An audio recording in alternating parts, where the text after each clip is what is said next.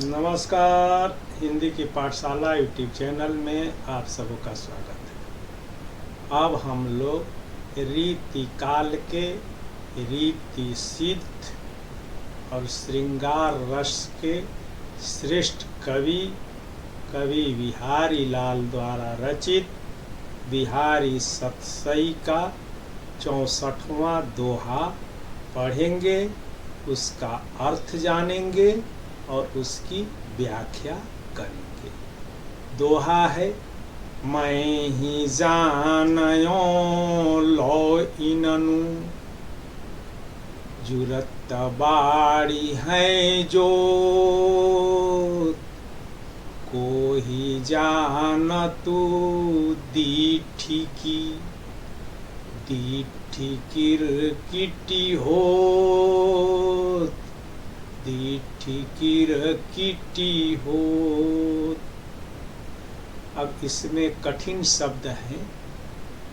मैं यानी कि मैं ही जानियो अर्थात जानती। लो इननु, लो इननु यह 3 शब्दों के मिलने से बना है और यह बिहारी लाल के जो भाषाई चेतना है कि वे सरल शब्दों का प्रयोग करते हैं, शब्दों को विकृत नहीं करते हैं, उसके एक विपरीत है। तो ये इसमें 3 शब्द लो, इन और ननु है, नैनु। तो लो का मतलब हुआ लगाना, इन यानी कि इन ये, ननु यानी कि नयनु यानी कि आँखें। तो इन आँखों के लगाने और जुरत का अर्थ हुआ जोड़ने। बाड़ी है यानी कि बाड़ी है यानी कि बढ़ेगी। ज्योति का मतलब ज्योति, रोशनी, प्रकाश, खुशहाली। को ही जानते, को ही यानी कि कौन जानता था या जानता है। दीठी का मतलब आँख, दीठी की दीठ यानी कि आँख से आँख मिलाना। पर दीठी किरकिटी, दीठ यानी कि आँख में किरकिटी, किरकिट यानी कि किरकिरी यानी कि धूल, रेत या कोई चुभने वाली चीज लग जाने से जो आँखों में जो है चुभन होती है, उसी को किरकिटी कहते हैं। तो किरकिटी होती यानी कि होगी। अब इसका जो है प्रसंग क्या है, तो चूंकि प्रसंग इसके 2 हो जाएंगे, चूंकि यह नायक से भी जुड़ा हुआ हो सकता है और नायिका से भी जुड़ा हुआ हो सकता है, क्योंकि जो है प्रेम दोनों तरफ से होता है, हो सकता है। यद्यपि प्रेम एक तरफा भी होता है। तो यहाँ अगर दोनों तरफ का प्रेम है तो उस अर्थ में हम लोगों को जो है 2 प्रसंग मिलेंगे। एक तो नायिका अपनी जो है पूर्व राग से उत्पन्न प्रेम जनित वियोग की मनोदशा का वर्णन कर रही है कि अपनी सखी से कि ये सखी, अगर मैं जानती कि आंख लड़ाने से या प्रेम करने से अगर वह प्रेम आँखों के लिए किरकिरी बन जाएगा तो मैं नहीं करती। और यही बात नायक के संदर्भ में भी हो सकती है कि अगर मैं जानता कि आँखों के लड़ाने से या प्रेम होने से या नयन से नयन मिलाने से अगर मुझे बेचैनी होगी, आँखों का चैन जो है छिन जाएगा, या आँख लड़ाना आँखों के लिए किरकिरी बन जाएगा, तो शायद मैं प्रेम नहीं करूँ। तो प्रसंग दोनों हो सकता है। तो अब इसकी जो है व्याख्या, तो वहीं जो है सखी अगर है, नायिका के प्रसंग में लें तो नायिका अपनी सखी से जो है कह रही है, और अगर नायक के संदर्भ में लें तो नायक अपने सखा या मित्र से कह रहा है। ये दोनों में से कोई एक अर्थ आप लिखेंगे, विशेष में इसका वर्णन कर देंगे, जो कि मैं प्रसंग में जो है कर ही दिया, और संदर्भ तो ऊपर मैं पहले ही बोल दिया। तो व्याख्या के तौर पर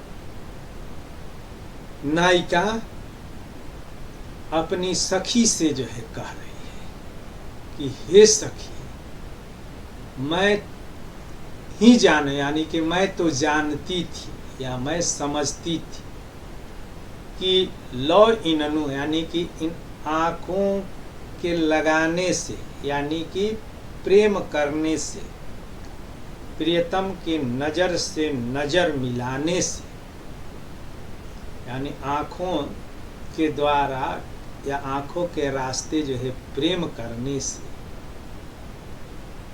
क्या होगा कि मुझे शांति मिलेगी, इन आँखों को शांति मिलेगी, प्रेम पनपेगा, और उस प्रेम के कारण मेरे सुखमय संसार का विस्तार होगा। किंतु हुआ ठीक इसके विपरीत। सोची थी कि जो है इस प्रेम से मेरे आँखों की ज्योति बढ़ जाएगी, अर्थात जीवन में खुशहाली आ जाएगी।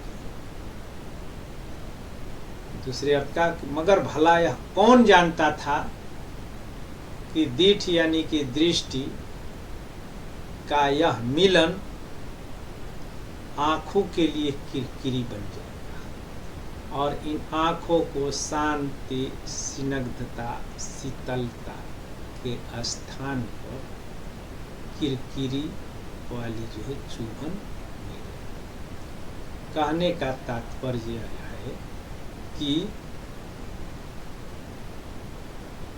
नायिका इसमें यही जो है कह रही है कि मैंने प्रियतम से प्रेम किया, आँख से आँख मिलाई,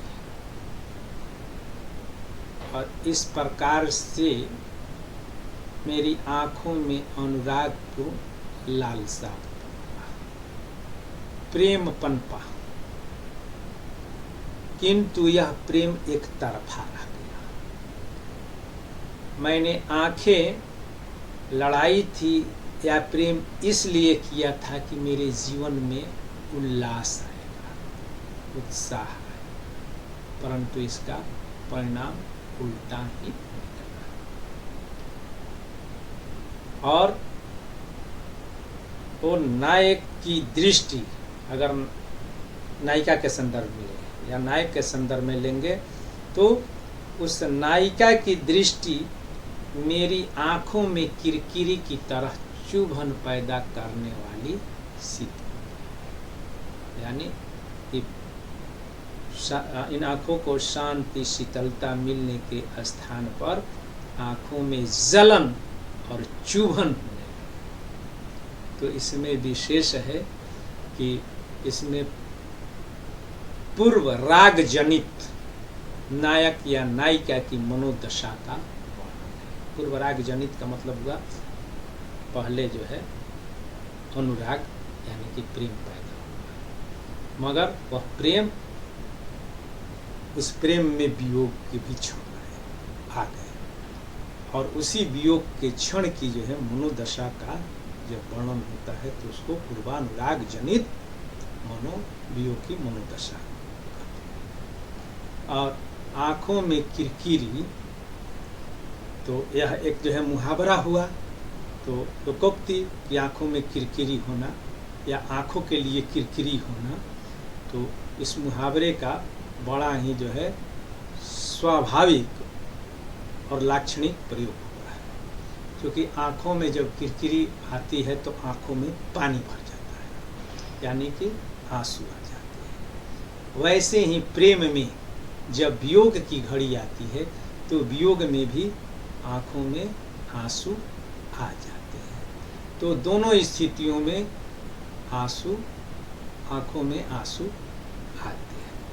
इसी कारण से कवि ने यहाँ पर आँखों में किरकिटी, दीठी किरकिटी का बड़ा ही सार्थक उपमा दिया है।